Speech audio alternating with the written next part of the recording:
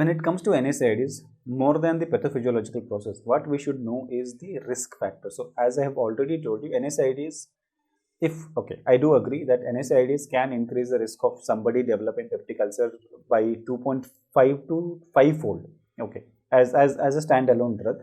But majority of the patients who develop the NSAID induced peptic ulcer, they have additional risk factors. So we should be aware about the risk factors, the relative weightage or the relative risk ratio we should be aware about, because the examiners might ask you MCQs, which of the following has the highest risk, which of the following risk factor confers the highest risk of developing NSAID induced peptic ulcer. That is one point. Then the second thing we should know is, eventually we have to make a clinical decision. Like you have a patient who has the gastric risk of developing the NSAID induced ulcer, and then you have to also balance it out with the CV risk. So we all know the COX-2 inhibitors are associated with increased CV risk and increased stroke risk, right? And COX-1 inhibition is associated with the increased peptic ulcer disease risk, right? So eventually we have to balance when you have a patient who needs an NSAID and he also has a cardiac risk, right? So you have to make a choice whether you want to prescribe NSAID, and if you want to prescribe NSAID, whether you can go with the COX-2 inhibitors or not, right?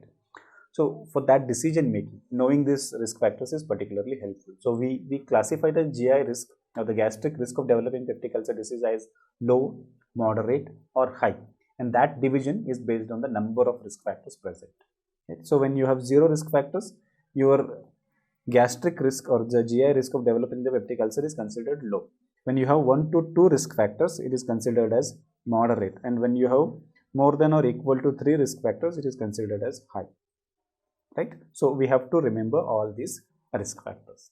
Now if you look at the table, it is very clear that the one risk factor that confers the highest risk of developing the NSAID induced peptic ulcer is history of complicated ulcer. So if patient already had a history of a complicated ulcer. Now what do I mean by complicated ulcer?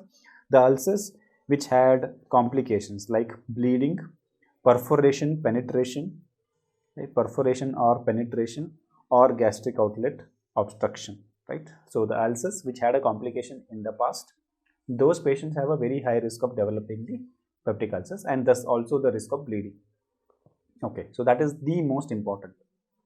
Okay, if they had a previous history of ulcer which was uncomplicated, that is also a risk factor, but the risk ratio is relatively less, right? Okay, then comes something related to NSAIDs.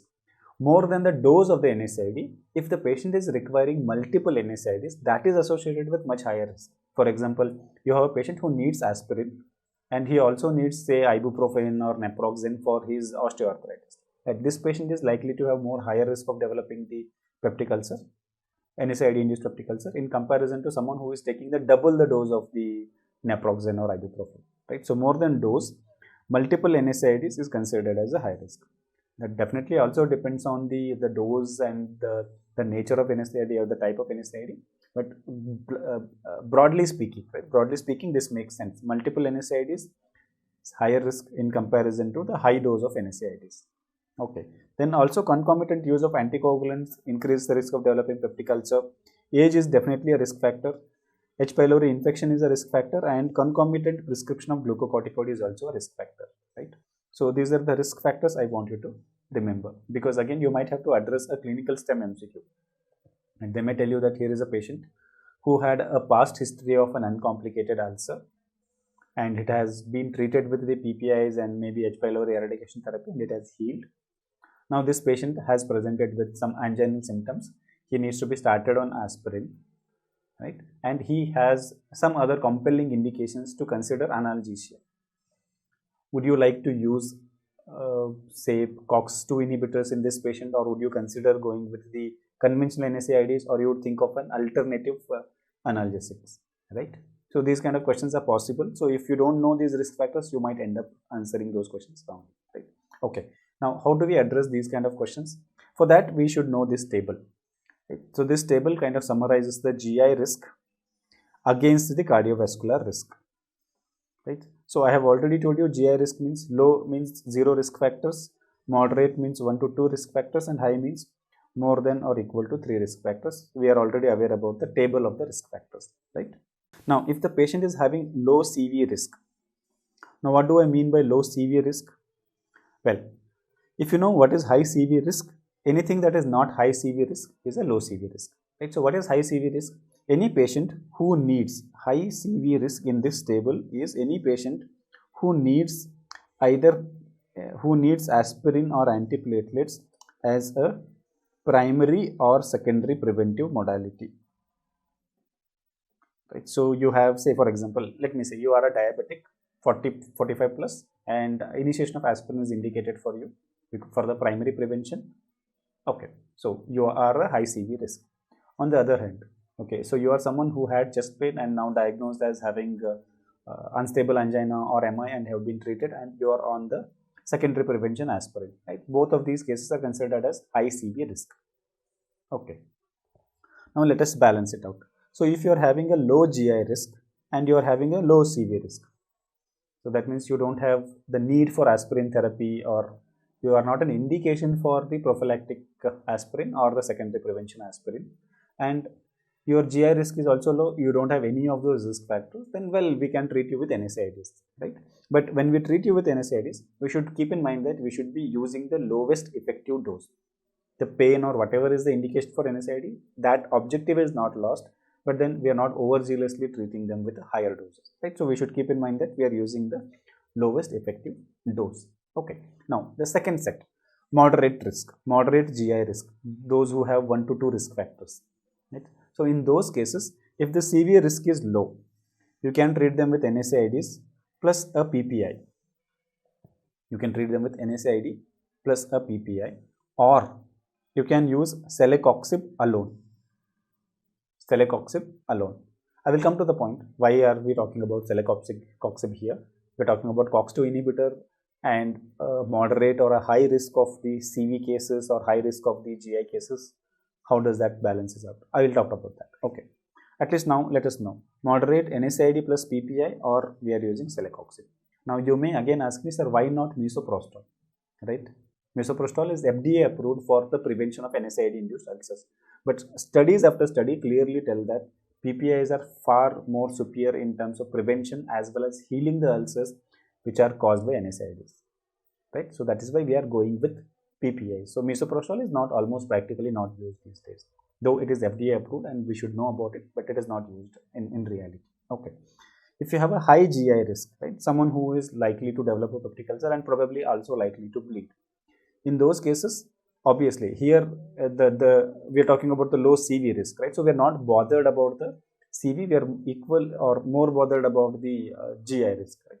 So in such cases, the current recommendation is not to use NSAIDs, instead use a celecoxib. Okay, at this point, I wouldn't be really bothered about the cardia because we know that this patient is a low CV risk. So you can go with the COX-2 inhibitor celecoxib plus a PPI. That is the recommendation. Now let us talk about the high CV risk situation, right? So you have a high CV risk and the low GI risk, right? You don't have any of those risk factors we spoke about for the GI ulcer development, but you have a high CV risk. You need aspirin or you have the other risk factors for the CV events. In that case, you can use a conventional NSAID, preferably naproxen, or you can use a celecoxib. I'll come to that, celecoxib. Okay. If you have a moderate GI risk and a high CV risk, again you can use naproxen or celecoxib plus a PPI. Okay. If you have a high CV risk, high GI risk, right? In this situation, right? This is something you should be aware about. High CV risk and high GI risk. In that case, one of the standard accepted practice is to avoid the NSAID analgesia. Think of the alternative analgesia, alternative method for analgesia. But if at all you have to choose an NSAID, right, you can go with celecoxib plus a PPI. Okay. Now, I have been repeatedly telling that the COX-2 inhibitors are associated with increased risk of CV events, but celecoxib is an exception, right? So, celecoxib studies have shown that celecoxib is equivalent in terms of CV risk to the conventional NSAIDs,